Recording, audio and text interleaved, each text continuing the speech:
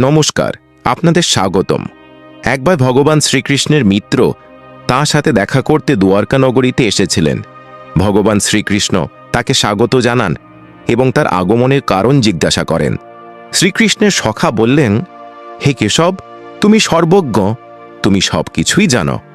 আজ আমি তোমার কাছে এসেছি এটি জানার উদ্দেশ্যে যে একজন মানুষকে কোন কোন গাছ লাগাতে হবে, বাড়ির সামনে কোন গাছ লাগাতে হবে, কোন গাছ লাগালে দারিদ্রতা দূর হয় তথা শত্রু, রোগ, ভয়, ভূত, পিশাচ ইত্যাদি সমস্যা এড়াতে ভবনের সামনে কোন কোন গাছ লাগাতে হবে। ভগবান শ্রীকৃষ্ণ বললেন, হে সখা, আজ আপনি সমগ্র মানবজাতির কল্যাণের জন্য একটি অত্যন্ত গুরুত্বপূর্ণ প্রশ্ন করেছেন। এই পৃথিবীতে গাছের অবদান অনেক, গাছ সর্বদা পূজনীয়, কিন্তু আজ আপনি সঠিক প্রশ্ন জিজ্ঞাসা করেছেন। বাড়ির সীমানার মধ্যে গাছ লাগালে খুব শুভ ফল পাওয়া যায়। গাছগাছালি বাড়ির সৌন্দর্য বৃদ্ধি করে এবং পরিবেশকে বিশুদ্ধ রাখে। গাছ থেকে ইতিবাচক শক্তি সঞ্চারিত হয়, যা মানব জীবনের জন্য অত্যন্ত গুরুত্বপূর্ণ। গাছ নেতিবাচকতা কমিয়ে পরিবেশকে আরও ইতিবাচক করে তোলে। বাড়ির সামনে শুভ গাছ লাগালে ঘরে সুখ ও সমৃদ্ধি আসে। সেই সাথে এই গাছগুলি অনেক ধরনের বাস্তু দোষকে ধ্বংস করে দেয়। বাড়ির উঠোনে দাঁড়িয়ে থাকা গাছগুলি দেবতার মতো ঘরকে রক্ষা করে। হে সখা, বাড়ির কাছে কোন গাছ লাগাতে হবে আর কোনটি নয়, এই সম্পর্কে বলার আগে আমি আপনাকে একটি প্রাচীন কাহিনী বলবো, যা আপনাকে বুঝতে সাহায্য করবে বাড়ির কাছে কোন গাছ লাগানো শুভ এবং কোন গাছগুলি বাড়ির কাছে লাগালে দুঃখ ও দারিদ্রতার আগমন হয়। যে ব্যক্তি এই কাহিনীটি মনোযোগ দিয়ে শোনে, তার শত শত পাপ বিনষ্ট হয় এবং তার দারিদ্রতা শেষ হয়ে যায়। ভগবান শ্রীকৃষ্ণের সখা বললেন, হে কেশব, আমি অবশ্যই এই কাহিনীটি মনোযোগ সহকারে শুনব।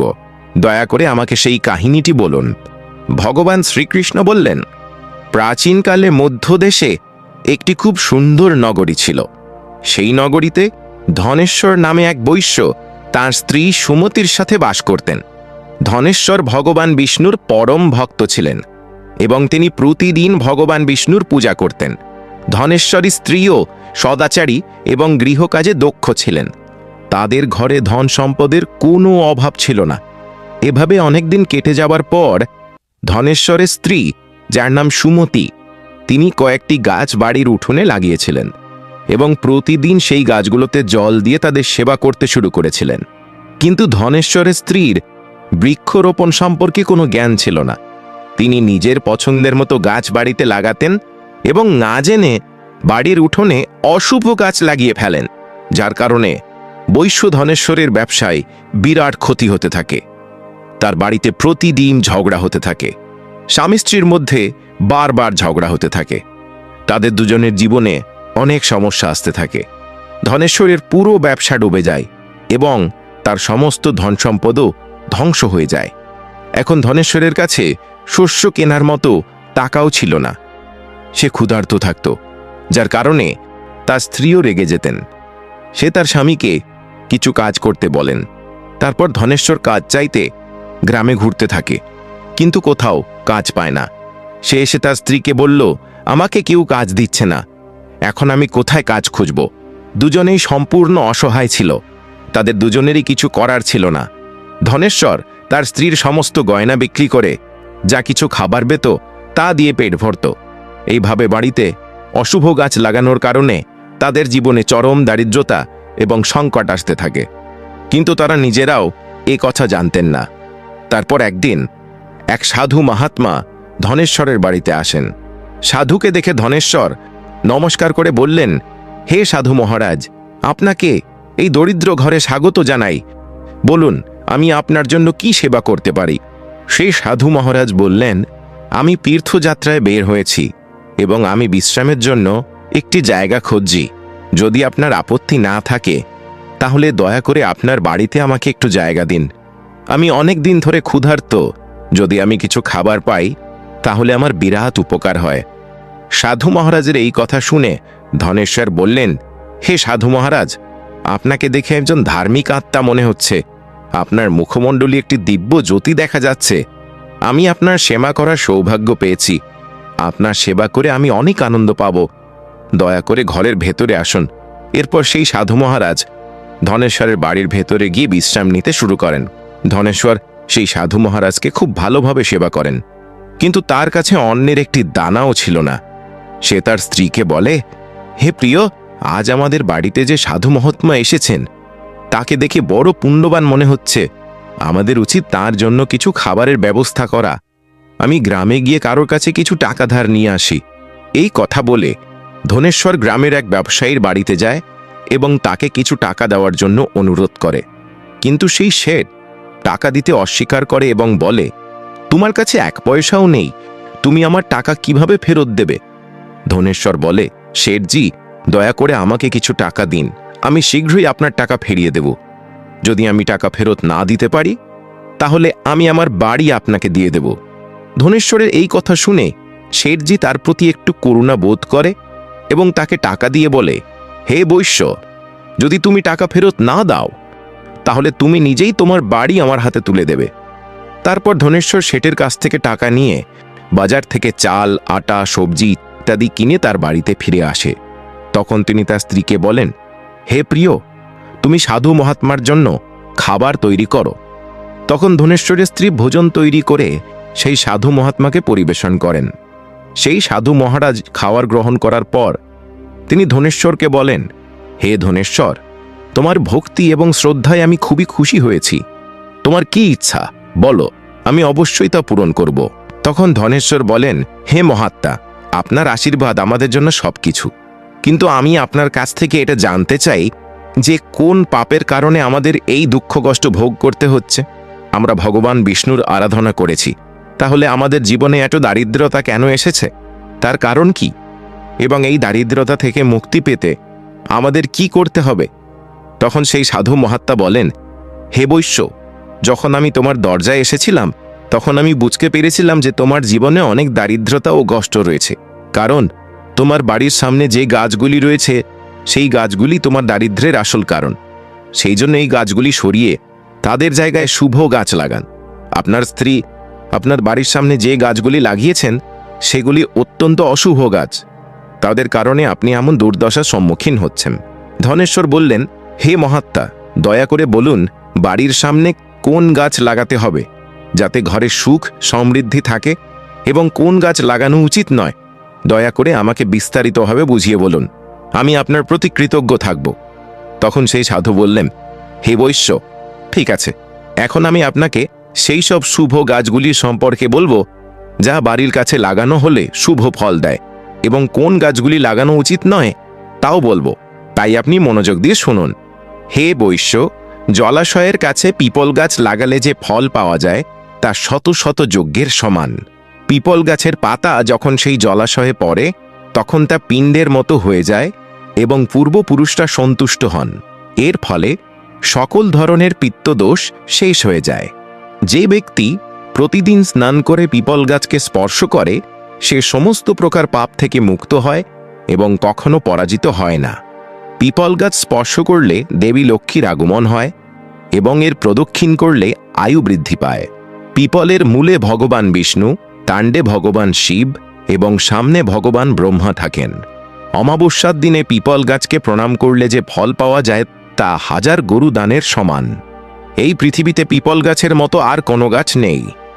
স্বয়ং ভগবান শ্রীহরি পিপল গাছ রূপে এই পৃথিবীতে বিরাজমান। পিপল গাছকে আঘাত করা বা ডাল ভেঙে ফেলা মহাপাপ বলে বিবেচিত হয়। এমন ব্যক্তি 1 কল্পের জন্য নরকে থাকে, এবং যে ব্যক্তি পিপল গাছকে মূল থেকে কেটে ফেলে সে কখনো নরক থেকে রক্ষা পায় না। হে বৈশ্য, এবার আমি দ্বিতীয় বৃক্ষের ব্যাপারে বলছি। আমলকি ফল সমস্ত জগতে বিখ্যাত এবং পবিত্র। আমলকি গাছ লাগানোর ফলে পুরুষ এবং মহিলা জন্মমৃত্যুর বন্ধন থেকে মুক্তি পায়। কথিত আছে এই পবিত্র ফলটি ভগবান বিষ্ণুকে সন্তুষ্ট করার জন্য বিবেচিত হয় এবং এটি শুভ বলে মনে করা হয়। এটি খেলে সকল প্রকার পাপ থেকে মুক্তি পাওয়া যায়। আমলকি খেলে আয়ু বৃদ্ধি পায়। এর জল পান করলে রোগ ব্যাধি ধ্বংস হয়। জলে আমলকি মিশিয়ে স্নান করলে দারিদ্রতা দূর হয় এবং সকল প্রকার সমৃদ্ধি লাভ হয়। যে ঘরে আমলকি সর্বদা থাকে সে ঘরে কখনো রাক্ষস এবং অসুর আসে না। একাদশীতে যদি আমলকি পাওয়া যায় তাহলে পৃথিবীর সমস্ত তীর্থস্থানের চেয়েও ভালো ফল পাওয়া যায়। যে ব্যক্তি চুলে আমলকি পরে সে আর কখনো পৃথিবীতে জন্মগ্রহণ করে না। যে ঘরের সামনে আমলকি গাছ থাকে সেখানে লক্ষ্মীনারায়ণ বাস করেন। তৃতীয়টি হল অশোক গাছ। অপ্সরা অশোক গাছে বাস করেন। এই গাছটি দুঃখ ধ্বংস করে এবং হতাশার অবসান ঘটায়। বাড়ির কাছে এই গাছটি লাগালে ঘরের সুখ শান্তি বজায় থাকে।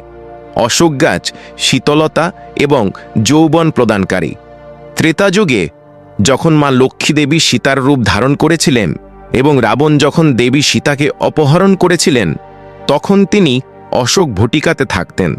অশোক গাছ মা সীতার অনেক সেবা করেছিলেন। তাই মা সীতা অশোক গাছকে আশীর্বাদ দিয়েছিলেন যে এই গাছটি যেখানে থাকুক না কেন তিনি সর্বদা সেখানেই বাস করবেন। চতুর্থটি হল পাকুর গাছ। প্রত্যেক ব্যক্তির পাকুর গাছ লাগানো উচিত। এই গাছ লাগানোর ফলে যে ফল পাওয়া যায় তা হল মহাযজ্ঞের সমান। কলিযুগের মানুষ যজ্ঞ করতে পারবে না, তাই তাদের অবশ্যই পাকুর গাছ লাগাতে হবে। পঞ্চমটি হল নিম গাছ। নিম গাছ লাগালে সূর্যদেব সন্তুষ্ট হন। নিম গাছ দীর্ঘায়ু প্রদানকারী বলে মনে করা হয়। এটিকে বাড়ির কাছে লাগালে বিভিন্ন ধরনের রোগ থেকে মুক্তি পাওয়া যায়। মনে করা হয় মা লক্ষ্মী এই গাছের পাতা খুব ভালোবাসেন, তাই তিনি এই গাছের কাছে থাকেন। বাড়ির সামনে নিম গাছ লাগালে বাড়িতে ধন সম্পদ আসে। ষষ্ঠ জাম গাছ। যদি কোনো ব্যক্তি কন্যা সন্তান লাভ করতে চান তবে তাকে অবশ্যই একটি জাম গাছ লাগাতে হবে। যার বাড়ির সামনে জাম গাছ আছে তার ঘরে কন্যা সন্তান জন্ম নেয়, যা পরিবারের গর্ব বৃদ্ধি করে। সপ্তমটি হল বেলগাছ। ভগবান শিব বেলগাছে এবং দেবী পার্বতী গোলাপ গাছে বাস করেন। যে ব্যক্তি বেলগাছের কাছে একটি গোলাপ গাছ লাগায় তাহলে শিব পার্বতীর আশীর্বাদ পাওয়া যায়। সেই বাড়িতে কখনো দুঃখ দুর্দশা এবং দারিদ্র্যের মুখোমুখি হতে হয় না। সেই বাড়িতে কখনো অকাল মৃত্যু হয় না এবং কোনো মহিলা বিধবা হন না। অষ্টম গাছটি হল নারকেল গাছ। নারকেল গাছ লাগালে একজন পুরুষ অনেক মহিলার স্বামী হন। নারকেল গাছ যে কোনো ধর্মীয় আচারের অপরিহার্য অংশ। এটি অত্যন্ত শুভ বলে বিবেচিত হয়। বাড়ির উঠোনে নারকেল গাছ থাকলে সেই বাড়ি সর্বদা শুদ্ধ থাকে এবং সেই বাড়ির সদস্যরা সমাজে অনেক সম্মানিত হন। যে ব্যক্তি সুন্দরী স্ত্রী কামনা করেন তার ডালিম গাছ লাগানো উচিত। পোলাপ গাছ ব্রহ্মতেজ প্রদান করে, তাই এটি লাগানো উচিত। যে ব্যক্তি পরিবার বৃদ্ধি করতে এবং সন্তান লাভ করতে চান তার অবশ্যই অঙ্কল গাছ লাগানো উচিত। যদি কোনো ব্যক্তি রোগে ভুগছেন তবে তার ঘরে খয়ের গাছ লাগানো উচিত। খয়ের গাছ লাগালে বড় রোগ নিরাময় করে। এই গাছ স্বাস্থ্য প্রদান করে।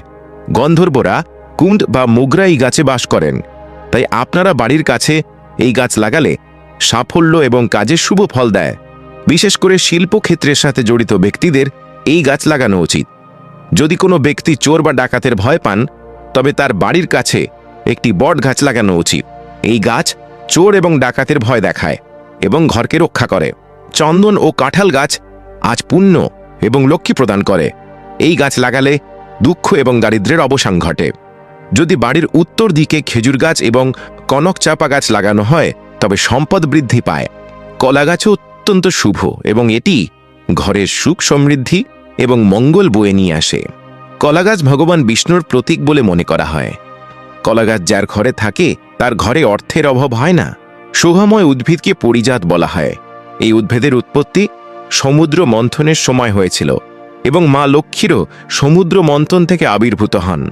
সেই কারণে পরিজাত উদ্ভিদের অনেক গুরুত্ব রয়েছে। আপনি যদি আপনার বাড়িতে এই গাছটি লাগান তাহলে আপনি মা লক্ষ্মীর বিশেষ আশীর্বাদ পাবেন। মানুষের কখনো তাল গাছ লাগানো উচিত নয়। তাল গাছ শিশুদের ধ্বংস করে।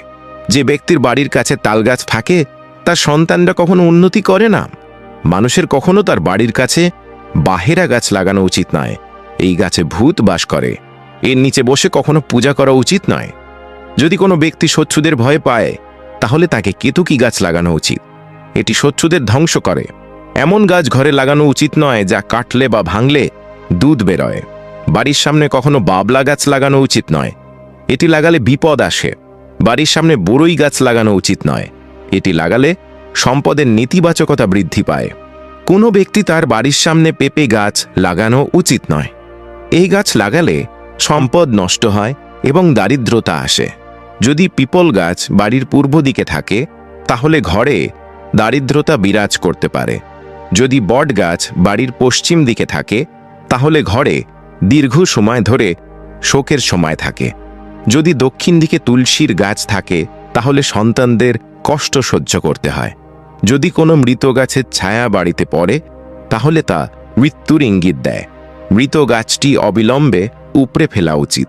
সাধু মহাত্মা বললেন, হে বৈশ্য, এইভাবে আমি আপনাকে এই সমস্ত শুভ এবং অশুভ গাছের ব্যাপারে বললাম, তাই আপনি এই গাছগুলি লাগান এবং ঈশ্বরের আশীর্বাদ পান। ধনেশ্বর বললেন, হে মহাত্মা, আপনি আজ আমাকে মহান জ্ঞান দিয়েছেন, আমি আপনাকে ধন্যবাদ জানাই। তারপর সাধু মহাত্মা ধনেশ্বরকে আশীর্বাদ করেন এবং সেই স্থান থেকে অদৃশ্য হয়ে যান। ধনেশ্বর এবং তার স্ত্রী সাধু মহাত্মাকে হঠাৎ অদৃশ্য হতে দেখে অবাক হয়ে যায়। তারপর তারা বুঝতে পারেন যে স্বয়ং ভগবান বিষ্ণু তাদের বাড়িতে এসেছিলেন। তারপর ধনেশ্বর সাধু মহাত্মার নির্দেশ অনুসারে তার বাড়ির সামনে অনেক শুভ গাছ লাগান, যার ফলে হঠাৎ করে তিনি প্রচুর ধন সম্পদ পান এবং তাদের দারিদ্র্য দূর হয়। ধনেশ্বর ও তার স্ত্রী ভগবান বিষ্ণুকে ধন্যবাদ জানাতে শুরু করেন। তারপর ভগবান শ্রীকৃষ্ণ বলেন, হে সখা, এইভাবে আমি আপনাকে শুভ এবং অশুভ উভয় গাছের বিষয় বললাম। এখন তুমিও যাও এবং তোমার ভবনের কাছে এই গাছগুলি লাগাও। বন্ধুরা, এইভাবে ভগবান শ্রীকৃষ্ণ ভবনের কাছে লাগানো শুভ এবং অশুভ গাছের কথা বললেন। আশা করি আপনাদের এই কাহিনীটি ভালো লেগেছে। যদি তথ্যটি ভালো লেগে থাকে তাহলে অবশ্যই ভিডিওটি লাইক করুন এবং কমেন্টে জয় শ্রীকৃষ্ণ লিখুন। চ্যানেলটিকে সাবস্ক্রাইব করুন। আপনাদের সবাইকে ধন্যবাদ।